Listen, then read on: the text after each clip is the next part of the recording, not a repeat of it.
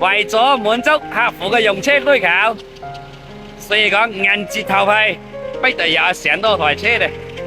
買嚟賺錢嘛，賺錢唔緊要，重要嘅係我中意開車，我中意租車，所以講貸款要拿多一台，依家又攞一台，依家就準備拆着卡，聽日呢就開呢個車頭去茂名提檔，依家準備有。昨晚睡夢我怯拍拖，有一個靚妹講嫁俾我，我做你老婆。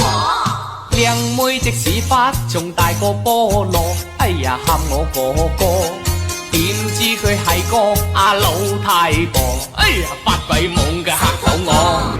依家就頭尾分開啦，聽日呢就開車頭去茂名提檔，因為本來係二 K 牌嘅，我又提翻貴講。早上5點鐘就開始出發，茂名揾隻早餐食先，新義特色早餐撈粉。依家8點鐘來到茂名嘅檢測站啦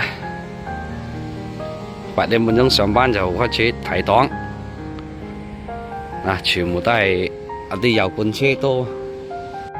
茂名的速度是可以的喎，10點鐘還沒到就剛好了，臨時牌。